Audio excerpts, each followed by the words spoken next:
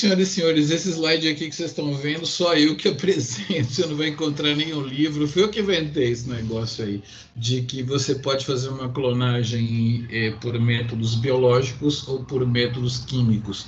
Eu escolhi falar na aula de hoje de clonagem biológica e deixar a clonagem química para a próxima aula, que é mais longa. Vamos ver se dá tempo de falar tudo que eu quero falar de clonagem biológica. A clonagem biológica é feita por você.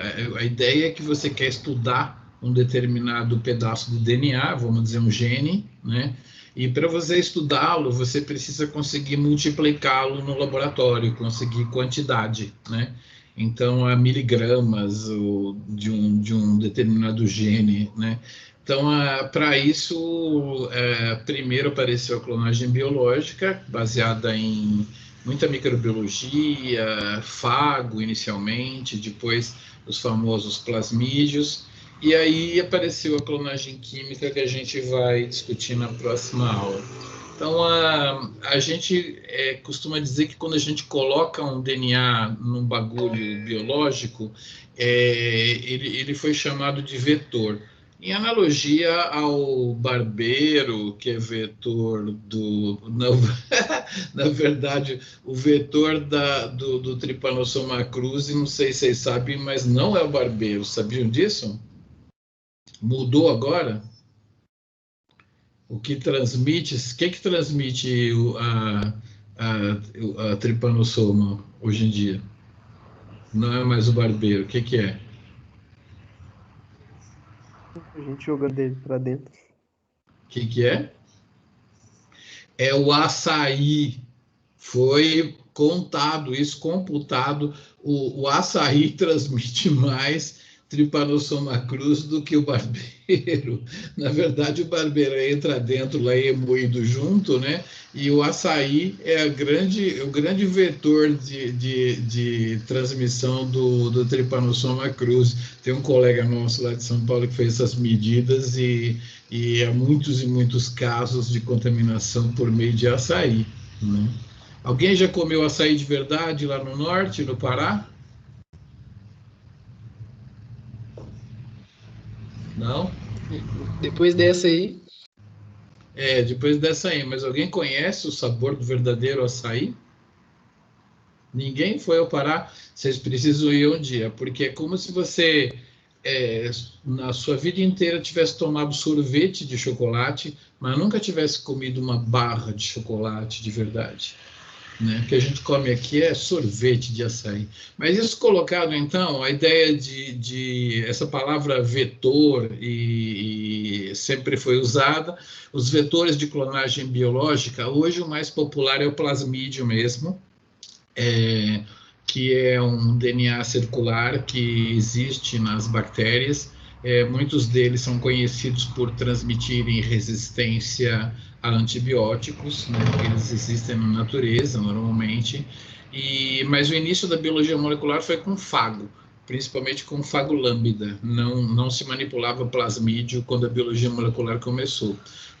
Na época de sequenciamento de DNA, ficou muito popular um fago chamado M13, que ele tem a característica de ser simples fita. Então a galera achava que para não se atrapalhar no sequenciamento, você tinha que clonar um DNA numa fase replicativa dupla fita e depois produzia a fase viral simples fita do M13. Então o M13 ficou popular no início do sequenciamento de DNA. Este artificial chromosome, um cromossomo artificial de levedura, é quando você pega uma molécula de DNA humana, por exemplo, até maior, né? Você consegue usar moléculas maiores e coloca umas partes moleculares que lembram, que funcionam como centrômero e telômero de levedura, né? Então você constrói um cromossomo artificial, tacando lá as sequências que a gente conhece que funcionam como centrômero e telômero de levedura, produz esse negócio, põe na levedura. Ninguém gosta de usar isso porque é um vetor que recombina o DNA que você coloca lá dentro de montão. a cultura de levedura, assim, as colônias, se você deixar elas crescerem um pouquinho mais do que necessário para elas ficarem grandes, começa a haver muita recombinação. Então, é um vetor que não foi muito popular, começou a ser popular na montagem dos primeiros genomas bacterianos, assim, e clonagens iniciais de fragmentos grandes. Esse daqui já é famoso até no primeiro projeto Genoma Humano, o Bacterial Artificial Chromosome. Vocês tiveram genética com quem, hein? Chico e Marcelo. Mocinhos, mocinhos. Só se vocês tivessem tido aula com a professora Mônica, vocês iam ter aula de elemento R, elemento F, que são uns elementos grandes que passam através do pile bacteriano, transmissão sexual é chamada, são os elementos grandes. Derivados desses elementos, o pessoal criou esse negócio chamado cromossomo artificial de bactéria. Alguém já ouviu falar de elemento R e elemento F? Isso aí é. Isso Genética. aí é satélite? Não, é um bagulho que se transmite de uma bactéria para outra por meio de um pile, né? Um pelo sexual. Responsável pela codificação do pile? Não, ele entra pelo pile e ele precisa ter pile para que ele entre. O F é o elemento biológico e quando ele transporta muitos genes de resistência plasmidiana, ele é chamado de elemento R. É coisa da velha guarda, não se ensina mais essas coisas, mas a partir dele é que foi modificado e criado o Bacterial Artificial Chromosome, que é um vetor que consegue carregar quantidades grandes de DNA, 150 mil pares de base, por exemplo, né? Isso foi usado já com muito sucesso no genoma humano, no primeiro genoma humano, porque hoje em dia você corta o DNA, taca no sequenciador e pronto. Muito bem. Mas, assim, o plasmídio é o mais popular nos dias de hoje, e o que a gente faz é pegar um pedaço de DNA do nosso interesse, que a gente depois vai discutir como é que consegue ele, e a gente coloca ele inserido. Então, ele é chamado inserto. Esse carinha aqui, essa barrinha aqui, a gente chama de inserto, e o plasmídio pode chamar de plasmídio mesmo, ou também chamar de vetor, né? Que ele é um vetor de clonagem e o plasmídio está aqui. Aí você faz uma clonagem desse DNA aqui, né? Vou mostrar como. E depois você precisa colocar ele dentro de uma bactéria.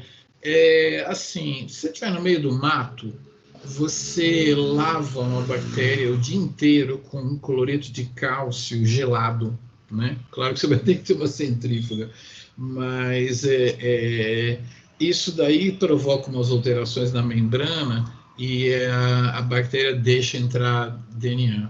É um jeito. O jeito mais legal, que é mais eficiente, que a gente usa lá no ICB, é você pegar essa bactéria e colocar numa cubeta, onde você tem duas placas metálicas assim, mas você lavou essa bactéria com água o dia inteiro. Não tem sal nenhum na água. Alguém lembra lá do vestibular da física o que acontece quando você tem duas placas aqui assim, uma bactéria dentro de água puríssima? O que passa entre essas, o que forma entre essas duas placas? Não, né? Primeiro, vocês lembram daquela experiência você tem uma pilha, dois fios, uma lâmpada, assim, no circuito, aí você coloca na água, não passa a corrente e a lâmpada não acende. Coloca na água salgada, passa a corrente e a lâmpada acende. Isso aí vocês lembram, né? Uhum. Essas experiências de criança assim, tal, na escola. Então, se você não tiver sal entre as duas placas, não vai passar corrente. A bactéria não vai tomar choque. O que se forma entre essas duas placas? Essa aí podia ser no vestibular de física, né? Parte de física. Campo elétrico. Forma-se um campo elétrico entre as duas placas, tá? E esse campo elétrico, ele organiza as cargas ao redor da membrana da bactéria. Então, as positivas vão todas para um lado, as negativas todas para um lado, isso cria uma atração enorme e a membrana da bactéria fica até que ela faz... Vocês estão me vendo aí na câmera, então, né? Aqui do ladinho. Sim. Vocês viram a minha linda? Vocês viram a minha linda representação, a membrana...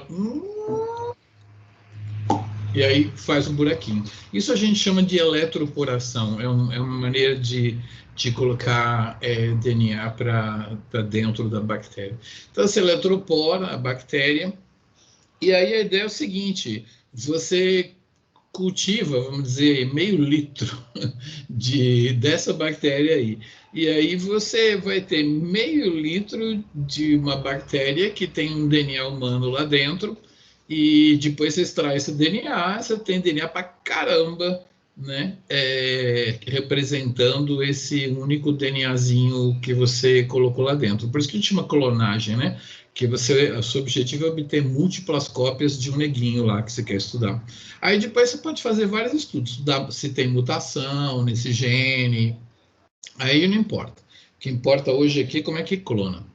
Então, basicamente, apresentei para vocês o inserto, o plasmídio, e a gente coloca eles num tubo de ensaio, liga os dois, coloca dentro da bactéria por eletroporação, faz uma cultura, e quando extrai o DNA, a gente tem muitas cópias daquele DNA que a gente clonou, né? Por isso chama clonagem molecular. Chama a técnica do DNA recombinante também, porque esse DNA está misturado, né? Ele é uma parte do plasmídio bacteriano e uma parte eucariótica, sei lá, você clonou um humano lá, então a gente chama de recombinante, pelo fato dele estar misturado, né? Dele ter o inserto com o vetor. Então é uma tecnologia do DNA recombinante, clonagem molecular, ou biologia molecular, nasceu aí, sim. Muito bem, senhoras e senhores, aqui eu não consegui uma foto legal do que eu queria, mas o nucleóide da bactéria, que a gente chama assim, o DNA, ele é espiralizado, ele fica ligado no mesossomo, aqui não está mostrando, só no DCL tem uma foto boa, e no mesossomo estão as enzimas replicativas, e nessa região é que fica o lugar certo para onde estão os plasmídios. Você tem vários tipos de plasmídios, mas os usados na biologia molecular são os que replicam junto com a bactéria, que tem múltiplas cópias, basicamente 200 cópias a 500 cópias por bactéria. Então, você imagina aqui, né? Se eletroporou uma bactéria, já tem 200 cópias. Você tem milhões de bactérias numa cultura, você tem 200 milhões de clones lá do seu plasmídio. Alguém tem alguma pergunta, por enquanto? Muito bem. Então, alguém já ouviu falar de enzimas de restrição? Alguém já usou no laboratório? Já ouviu falar? Sim. Por que a enzima de restrição tem esse nome? Que ela restringe a população bacteriana que você vai usar na sua placa. Restringe a população bacteriana. Uma vez tinha um cara fazendo um estágio lá e ele tinha que infectar uma bactéria com um fago, né? Um bacteriófago. E estava fazendo estágio no laboratório e chegou uma bactéria nova e ele incubava lá com o fago direitinho, como mandava o protocolo, e não crescia fago. Aí fez de novo, no dia seguinte não crescia fago. Em vez de ele jogar fora esses resultados, foram estudar e viram que essa bactéria tinha uma enzima a qual restringia o crescimento daquele fago, né? Então, a enzima de restrição, ela restringe o crescimento de um fago. Então, algumas bactérias, elas produzem uma enzima de restrição que ataca a DNA e a defende do fago, né? Então, isso é uma enzima de restrição. Vamos contar aqui um pouquinho sobre as enzimas de restrição. Elas são as tesouras moleculares. Quando a gente fala que a gente quer cortar os DNA humano e colocar dentro do plasmídio, a gente usa essas tesouras moleculares. Ó, eu esqueci de escrever aqui no slide, às vezes eu escrevo no quadro. Já ouviram aquela frase, Roma é amor? Ou, por exemplo, subir no ônibus em Marrocos? Já mostraram isso para vocês? Já. Subir no ônibus em Marrocos, desculpa, socorra-me subir no ônibus em Marrocos, né? Socorra-me subir no ônibus em Marrocos. Se vocês escreverem isso de trás para frente, você vai ler exatamente socorra-me subir no ônibus em Marrocos. Ou Roma é amor. Você vai ler de trás para frente, Roma é amor. Então, isso daí é chamado, me deu um branco aqui, como é que chama isso aí mesmo? Palindroma, né? Sequências palindrômicas, muito bem. Isso é tudo bobagem que fala nos livros, que os professorzinhos falam, viu? Esquece esse negócio de palíndromo. Eles falam isso por causa de que o lugar onde uma enzima de restrição corta é assim, o GATTC para cá e a outra fita GATTC para cá, tá vendo? Então, ó, GATTC para cá, GATTC para cá. Aliás, aqui era GGATCC, GGATCC. Então, a CTC-GAG, CTG-GAG. Então, o pessoal fala que essas sequências são palindrômicas, né? Eu vou dar uma parada nessa aula aqui para mostrar por que esse povo fala que isso é uma sequência palindrômica. Ai, quanta besteira. Deixa eu mostrar aqui para vocês o meu navegador. Aqui é o próprio... Deixa eu parar aqui o meu amiguinho, o clone. Isso aqui está um DNA, assim, mostrado no site PDB, né? E tem ele aqui, dupla fita. E eu quero mostrar para vocês... Eu não consigo fazer esse cara virar direito... Ah, sim. Se eu me aproximar do DNA por aqui, assim, eu vou ter um espaço grande, tá aqui, tá vendo aqui as bases, né? Um espaço grande entre essa fita e essa fita verde aqui, né? Tem um belo buraco por onde eu possa entrar. Isso aqui é a fenda maior do DNA. E quando a gente entra por um lado do DNA, se a gente entra por aqui não está dando para ver muito bem. Quando a gente entra de um lado do DNA, por essa fenda maior, você pode entrar do outro lado aqui, pelo lado de lá, você pode entrar aqui, assim. Então, você pode entrar aqui, ou então aqui, assim. Aqui de lado, né? Você pode entrar por aqui ou por aqui. E aí, o que acontece? Vocês imaginem, por favor, um DNA, onde eu tenho, assim... aqui assim, por exemplo, GAATTC, né? Aqui, GAATTC, né? A outra fita vai ser complementar, GATTC. Então, se eu entrar por esse lado e eu ver assim, GATTC, eu falo, vou quebrar aqui. Aí, se eu for ver do outro lado, do outro lado aqui vai ter um GATTC também e eu vou cortar no mesmo lugar. Aqui não deu para ver muito bem, não. Eu vou mostrar depois um outro DNA. Mas aqui tem uma própria enzima atacando um DNA. Aqui, ó, o DNA está aqui e a gente tem ela como homodímero e ela ataca o DNA pelos dois lados. Então, ela ataca um GATTC por aqui, né? E ela ataca um GATTC por aqui também, pelo outro lado.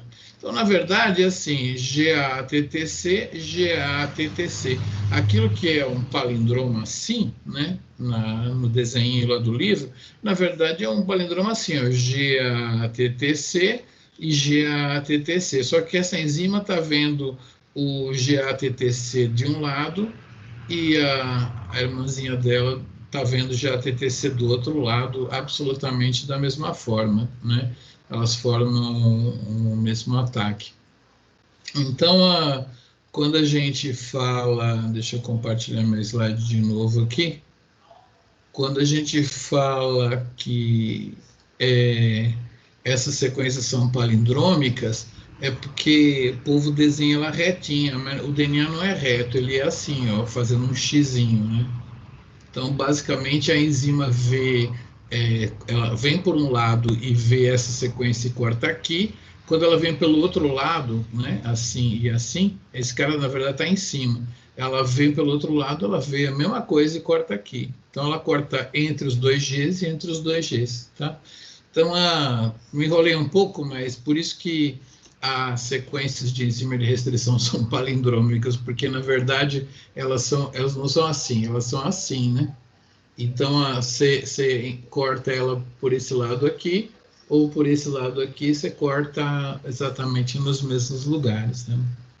Muito bom. Isso é uma coisa que tem que falar sobre enzima de restrição, que é palindrômica. Ficou confuso aí, palindrômico? Depois eu mostro um DNA mais bonito, que esse daí eu peguei agorinha, ficou muito bem colorido. Mas aí o que eu tenho que falar para vocês é que tem enzimas que reconhecem o lugar para cortar por causa de 6 bases, ó, a BAN-H1, 1, 2, 3, 4, 5, 6. 1, 2, 3, 4, 5, 6. A EcoR1 também, 1, 2, 3, 4, 5, 6.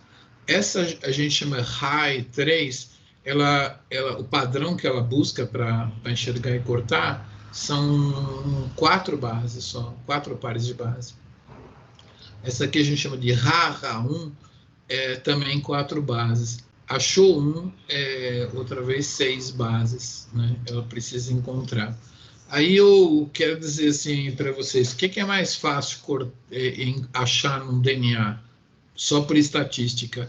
Um sítio para EcoR1 ou um sítio para RAI3?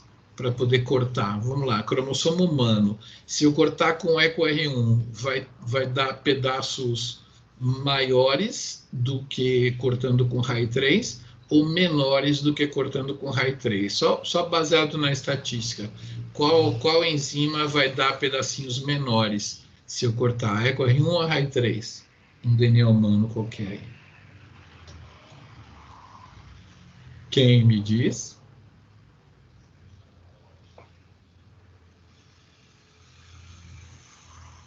Vamos, audiência.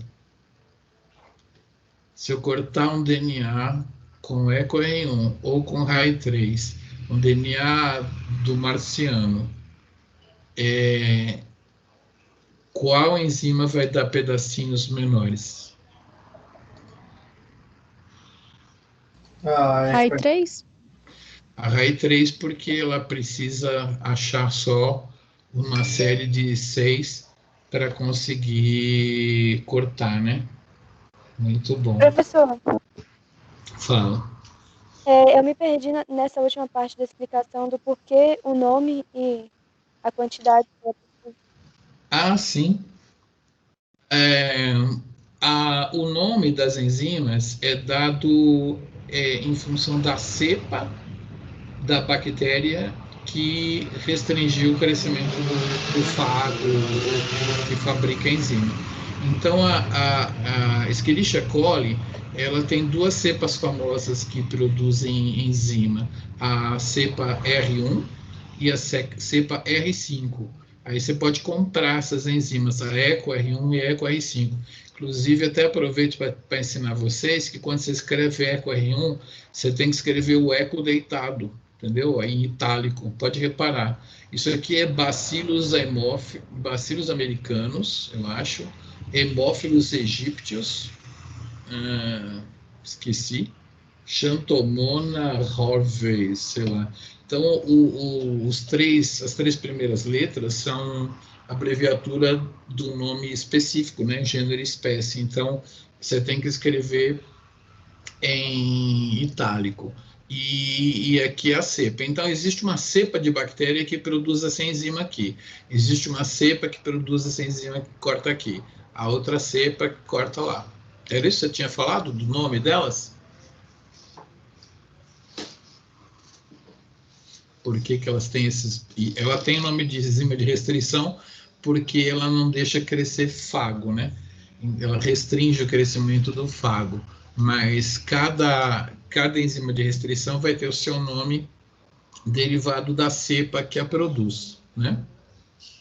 Sim, e quanto ao número que ela precisa, por exemplo, tem uns que é até 3, e essa parte também que eu perdi. Assim, ela não precisa ler o DNA inteiro para saber onde ela corta. Ela se liga né, do jeito que eu mostrei lá tridimensionalmente, a uma sequência de DNA e ela reconhece essas bases que estão aí. A EcoR1, se ela encontrar num fago, no DNA do fago, esse GATTC, aí ela vai lá e corta ele, tá? Agora, se ela encontrar, por exemplo, GGATCC, ela não corta, né? Cada enzima corta em um lugar. Então, essa daqui corta nesse lugar, essa daqui corta nesse lugar, e essa daqui corta nesse lugar. Agora, repare que essa daqui só precisa encontrar 4 bases para ser feliz e cortar, né? Essa daqui já precisa de uma combinação de 6 bases. Então, estatisticamente, você ganhar 6 vezes na loteria é mais difícil do que se ganhar 4 vezes, né? Então, por isso que quando você corta com RAI 3, ela acha a sequência mais frequentemente e o DNA fica mais picotado, com a EcoR1 menos picotado. Então, se você vê assim, os padrões de eletroforese, né? Você coloca os DNAs aqui, eles vão migrar para o polo positivo, os fragmentos vão migrando aqui assim, né? Então, aqui são exemplos de DNAs cortados com diferentes enzimas de restrição. Provavelmente, essa enzima aqui é uma enzima que foi usada aqui, foi uma enzima que corta em 4 bases, né? Existem fragmentos grandes, mas tem muito fragmento pequenininho, né? Então, por isso que essa enzima é uma high cutter, é uma cortadora mais frequente, e essa já é uma low cutter. E tem enzimas que tem até 8 bases para cortar, mas são mais raras. Na Biomol, a gente usa muito no dia a dia as de 6, tá? As mais conhecidas são as de 6. Quase nunca a gente usa essas que cortam em 2 vezes. Então, SHO-1 a gente usa muito, EcoR1 usa toda hora, BANH1. Vou mostrar mais umas que a gente usa muito para vocês. Mais alguma perguntinha sobre as enzimas de restrição? Muito bom. Eu conheci um professor, Carlos Salas, um professor chileno, ele está aposentado, ele já deu aula de biomol e trabalhou com esse plasmídio aqui. Esse plasmídio foi inventado, vamos lá, esse plasmídio foi criado, foi o primeiro plasmídio usado em biologia molecular, e ele foi criado dos Estados Unidos, na Inglaterra, na Alemanha ou na Venezuela? Vai lá, quem chuta aí? Estados Unidos, Inglaterra, Alemanha ou Venezuela? O primeiro plasmídio usado em biologia molecular. Quem chuta? Venezuela. Alemanha. Venezuela! O primeiro plasmídio usado em biologia molecular foi criado na Venezuela. Ele foi criado com 2 genes de resistência. Vocês sabem que muito das resistências bacterianas, elas são conferidas por plasmídios, e essas pequenas moléculas carregam esses genes de resistência, que nada mais são do que genes que degradam o antibiótico. A ampicilinase é muito comum, e tem um monte de bactéria que tem ampicilinase, então você não pode usar várias ampicilinas, penicilina, amoxicilina, vários derivados de penicilina, você não pode usar porque essa enzima corta o anel, que é comum a esses vários beta-lactâmicos, e degrada eles. Hoje em dia se descobriu um inibidor da ampicilinase, que é o ácido clavulínico, o clavulanato. Então você encontra na farmácia amoxicilina com clavulanato.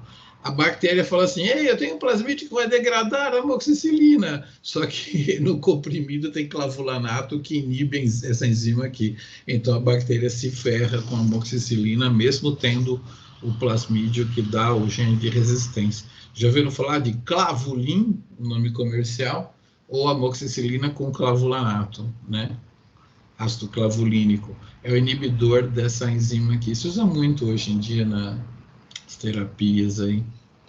É um antibiótico bacaninha. Então a ideia é o seguinte, o cara construiu um plasmídio que tinha resistência a tetraciclina e ampicilina. Aí ele cortava ou com PST1, né? Ou com SAL1, e aí ele colocava o gene humano que ele queria clonar, ou aqui, né? Porque aqui é assim, né? Se você cortar com EcoR1, imagina que assim, o CREC, né? Aí separa esse cara para lá, entre o G e o A para cá, ó, vum, esse G vai junto para cá, e esses caras vão junto com esse G, né? Você corta aqui assim, vai uns caras para lá, uns caras para cá. Você formou uma espécie de velcro aqui, ó, entendeu? Então, se você pegar um DNA humano, você imagina um plasmídio assim, circular, né? Você cortou, abriu aqui, né? Abriu aqui assim, né? Formou um velcrozinho. Você corta um DNA humano com a mesma coisa, uma ponta do humano vai ligar no plasmídio aqui, a outra ponta do humano vai ligar no plasmídio aqui. Aí você põe ligase e pá, ligou, né? Aí como é que você sabe que a ligação funcionou? Aí o que o cara na Venezuela bolou? Se você cortar com SAL1, com tetraciclina, e colocar um DNA humano aqui, muitas vezes, na hora que o DNA humano vai ligar com a ligase, esse azulzinho fala assim, não vou ligar com o DNA humano não, vou ligar comigo mesmo, pá, e liga, entendeu? Então, você tem muitas moléculas onde restitui o plasmídio normal e moléculas onde o DNA humano realmente conseguiu se encaixar. O que esse cara fazia? Ele plaqueava essas bactérias com os plasmídios, né? E aí ele pegava um palitinho de dente estéril e ele passava numa colônia e passava numa placa com ampicilina e com tetraciclina. Aí pegava outra colônia, passava com ampicilina e com tetraciclina. Se a colônia crescesse nos dois antibióticos, ele jogava fora. Se ela crescesse na ampicilina, mas não crescesse na tetraciclina, era o que ele queria, né? Porque quando você clona um DNA aqui dentro de um gene, você estraga aquele gene. Então, se estragava a resistência para a tetraciclina, e como é que você ia fazer o experimento com esse gene? Você tinha que ir na placa com ampicilina para pegar ele, né? Porque na tetraciclina você só podia mandar rezar uma missa para essa bactéria que você botou na placa com tetraciclina. Ela que você quer, aqui não cresce. Mas onde você ia pegar? Você ia pegar na outra placa irmã, né? Você fazia duas placas, né? Você põe uma grade assim embaixo da placa, põe uma colônia aqui, uma colônia aqui, uma colônia aqui, uma colônia aqui, uma colônia aqui. Então, quem crescesse na placa com ampicilina e não na placa com tetraciclina era um indício de que a clonagem tinha sido efetuada aqui, entendeu?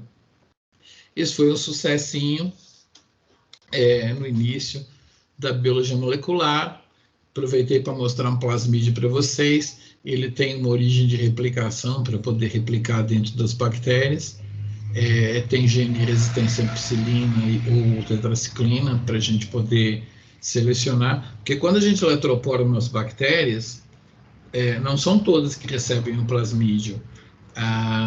Aquelas que não recebem, você tem que se livrar delas. Então, a gente coloca uma pressão seletiva. Então, todo plasmídio de biologia molecular sempre tem uma resistência a antibiótico, que é para a gente pressionar para a presença do plasmídio, para isso que serve as resistências a antibiótico.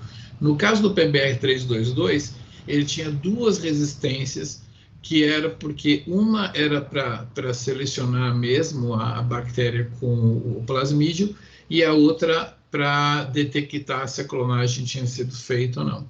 Isso é história, você não vai ver PBR322 na sua vida. Eu eu vi uma vez, mas nem usava, não. A gente usa mesmo esse aqui, ó. Esse aí já todo mundo usa, é um plasmídio antigão, mas todo mundo usa. Vocês estão vendo aí, né, o PBLU Script? Estão vendo aí o PBLU Script? Só para eu ter certeza. Sim, não. Sim. Sim, tá bom. Vocês conseguem ver essas letrinhas aqui? Esse aqui esse aqui, na verdade, é o KS. Esse é o SK, desculpa. Vocês estão vendo essa enzima SAC1? Você consegue ler essa letrinha? SAC1, SAC1, SAC2. Isso aqui é tudo nome de enzima de restrição. Cada uma corta aonde está indicando aqui no mapa. Deixa eu ver se tem uma. Aqui tem EcoR5 ou tem EcoR1? Deve ter EcoR1. EcoR5, EcoR1. Ó. GAATTC, tá vendo? O desenho não está muito bom. EcoR1 corta entre o G e o A, né? GAATTC. Então, os sítios de enzima de restrição estão todos juntos. Aí você fala assim, isso aí é estatístico? Se você pegar um plasmídio da natureza, você vai ter esse monte de enzima de restrição tudo pertinho? Não vai. Isso aqui é um plasmídio que deve custar uns 300 conto no mínimo, né? Uns 500 conto, talvez 300 conto. Você comprar da firma R$1, assim, bonitinho. Geralmente a gente não compra, não. A gente vai lá no laboratório vizinho e fala, você tem um PBLU Script aí para me dar? Tem. Você tem o SK ou o KS? SK e KS é porque a depender dos primers que eu vou falar na próxima aula, se esse primer aqui estiver próximo do K, ele é um KS. Desculpa, se esse primer aqui tiver virado para o S, é um SK. Esse cara aqui tem também ele virado ao contrário, que é o KS. Então, esse aqui é um PBLU Script. Vamos ver onde é que está isso aqui. Isso aqui a gente chama de Multiple Cloning Site, sítio de clonagem múltipla. É um plasmídio fabricado, você compra ele, foi fabricado por uma companhia para você trabalhar com biomol, onde ele tem uma porrada de sítios de restrição, todos juntinhos. E tem uma particularidade, todas as vezes que nesse mapa mostra o sítio de restrição, é garantia pela companhia de que essas enzimas só vão cortar neste lugar e não no resto do plasmídio. Senão, uma vez estava com uma aluna, ela cortou um plasmídio com uma enzima que ela quis, que não estava aqui no mapa. Aí ficou 8 pedaços, né, o plasmídio. Ela falou assim, Miguel, por que deu 8 pedaços? Eu falei, você olhou o mapa? Ela falou, não, ela não está no mapa. É porque não era uma enzima garantida pela companhia que ia cortar só no Multiple Cloning Site. Ela cortou com uma enzima que ela quis que não estava aqui. Aí deve ter cortado aqui, e gerou 8 pedaços, né? Aí jogou fora os negócios. Então, isso aqui é chamado de Multiple Cloning Site, estou apresentando para vocês. Reparem o gene de resistência à ampicilina, né? Eu vou fazer a clonagem e vou eletroporar e vou jogar as bactérias no meio com ampicilina, então só quem tem o plasmídio vai crescer, né? Vou fazer uma pressão seletiva para pegar quem tem o plasmídio. E no Multiple Cloning Site, eu posso clonar, por exemplo, de EcoR1 até PST, né? Eu posso cortar com 2 enzimas e clonar num sítio e no outro, fica uma clonagem orientada. E se eu fizer a clonagem, eu vou estragar um gene. Que gene que é esse aqui? Está escrito aqui em algum lugar? É LAC-Z. Vocês tiveram aula com os tios da genética de LAC-Z, né? Vocês conhecem LAC-Z? Ou vocês conhecem só beta-galactosidase? São as enzimas que tem a ver com a quebra da lactose. Não. O Operon-LAC, né? Sim, eu tenho uma foto aqui do Operon-LAC, ó, que beleza. Eu tenho uma fotinha aqui do famoso Operon-LAC. É só para falar que a beta-galactosidase também é chamada de LAC-Z, né? LAC-Y é a permease e esse outro aqui é um outro cara que não importa. Então, a LAC-Z é a famosa beta-galactosidase. Vocês podem reparar que o Multiple Cloning Site ele está dentro da região da beta-galactosidase. Então, se eu clonar um gene humano aqui, lembra lá, né, do cara aqui? Se eu clonar um gene aqui com eficiência e colocar numa placa com ampicilina e tetraciclina e ele crescer aqui e não crescer aqui, sem olhar para o plasmídio, eu sei que eu clonei um gene aqui. Foi eficiente a minha clonagem. Aqui a minha clonagem vai ser eficiente se eu destruir a beta-galactosidase, entenderam? Quando a gente tem um gene que conta, que dá notícia, nunca essa explicação é ótima em Minas Gerais, né? Se eu tenho um gene que dá notícia do que está acontecendo nele, ele é chamado de gene repórter, porque ele dá notícia se a clonagem foi boa ou não, entendeu? Se a clonagem for bem sucedida, eu vou interromper o gene da beta-galactosidase, né? E e coloco no meio com ampicilina. Essa bactéria tem o plasmídio, obviamente, mas a clonagem foi efetiva, porque eu destruí a beta-galactosidase. Se eu tiver uma bactéria que cresce com ampicilina, mas a beta-galactosidase está funcionando, não me interessa, eu jogo fora, entendeu? Então, é assim que se separava também, porque agora já é do outro jeito. Assim que você separava na época do PBLU Script, qual a clonagem que foi bem sucedida e qual a que foi mal sucedida, tá? Então, por que que acontece isso? Porque a gente coloca na placa um composto que é esse negócio chamado X-Gal, aqui, né? E vocês sabem da aula de Peron-Lac que a lactose ela é degradada em galactose e glucose pela beta-galactosidase. Mas a gente dá para essa bactéria da Biomol o X-Gal, que também é um bagulho assim, e a beta-galactosidase ela libera a galactose e o elemento X. O elemento X ele dimeriza e ele começa a passar dupla para cá, para cá, para cá, para cá, para cá, para cá, para cá, para cá, para cá, e isso gera cor. Então gera cor azul. Então, vamos voltar aqui. Se a bactéria fica azul quando eu der X-Gal para ela te interessa ou ela não te interessa? Se ela ficar azul, você joga fora ou fica com azul? Você tentou clonar um gene humano no PBLU Script. Deu X-Gal, a bactéria ficou azul. O que você faz? Você guarda ela ou joga fora?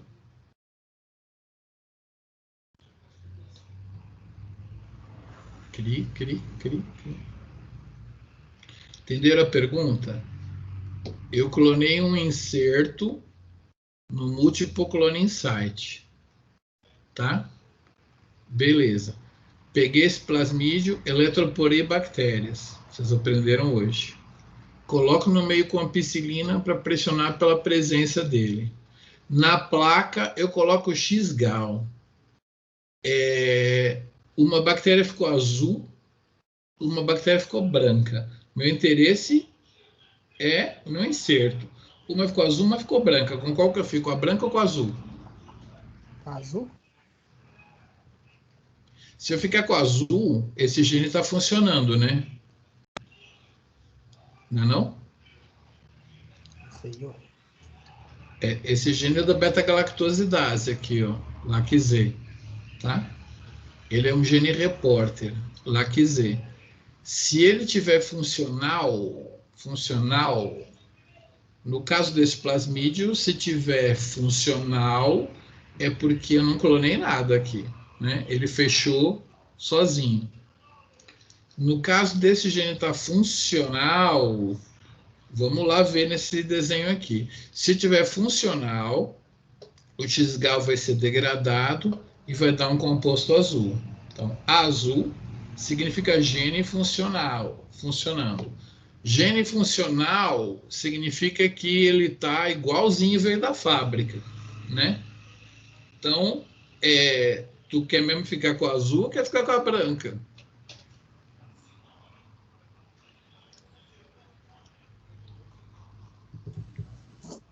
Abraão. Ela quer ficar com a branca. Ela não é cruzeirense. Todas as vezes que o Pebble Script der uma colônia azul, não te interessa, porque o plasmídio acabou fechando igual ele estava antes. Na hora que pôs ligase, ele fechou sem incorporar o inserto. Quando ele incorpora o inserto, ele estraga o gene reporter, né? Então, você dá X-gal para a bactéria e a bactéria fica branca. Aí você fala, cara, essa aqui me interessa, porque eu estraguei o gene da beta-galactosidase, entendeu? Era assim que fazia. Na próxima aula eu vou ensinar para vocês que a gente não faz mais isso. A gente joga a eletropora igualzinho aqui, aí a gente pega as colônias e faz um PCR do nosso inserto. E aquelas que o PCR deu positivo é porque o inserto foi clonado. É assim que a gente faz no dia a dia. Mas muita gente chegou a usar esse negócio de azul e branco, tem que contar a história do Pebble Script. Foi legal, contei até a história do PBR 322, né? Muito bem. Então, basicamente é isso aqui. Sim, se vocês forem olhar a questão de história, só para fechar aqui minha aula, no início, na verdade, a biologia molecular era com fagolambda, e a gente comprava o braço esquerdo e o braço direito, aí a gente colocava um inserto aqui, ó, com os dois braços, e aí a gente usava uma mistura de empacotamento, que eram as proteínas, e empacotava o cara. E aí tacava isso nas bactérias e multiplicava esse fago, com isso multiplicava o DNA que a gente tinha clonado. A Biomol, ela começou assim, com fagolambda. As primeiras coisas comerciais era você comprar o braço esquerdo e o braço direito, para você poder clonar um DNA humano aqui. Tinha mistura de empacotamento, as proteínas que criavam essa estrutura, e você multiplicava o fago e com isso multiplicava o DNAzinho, tá? É tosco isso hoje em dia, você não encontra mais biólogos moleculares que saibam fazer isso, né? Porque é mais difícil. Tia Mônica sabe fazer, mas assim, velha guarda só. O fago M13, ele entra pelo pile, já que eu falei de elemento R, o fago M13 também entra pelo pile. Eu falei para vocês que ele vira simples fita numa época da vida dele, e a galera usava isso para sequenciar, porque eles tinham medo das duas fitas na reação na hora do sequenciamento, né? O IAC é um cara que tem centrômero, telômero. Olha o tamanho do inserto, até 1000 KB, né? Então, assim, 1 milhão de pares de base você conseguia colocar. E o Bacterial Artificial Chromosome é esse elemento R que você também consegue colocar um DNA bastante grande, né? Tipo 150 mil bases. É como se fosse um plasmidião, né? Então, são os nossos vetores de clonagem. E aí, na próxima aula, a gente vai comparar a clonagem biológica com a clonagem química e vamos entender como é que apareceu essa possibilidade da gente clonar através de uma reação química e por que isso mereceu um prêmio Nobel. Vocês sabiam que o cara que inventou a PCR ganhou um prêmio Nobel? Quem sabia?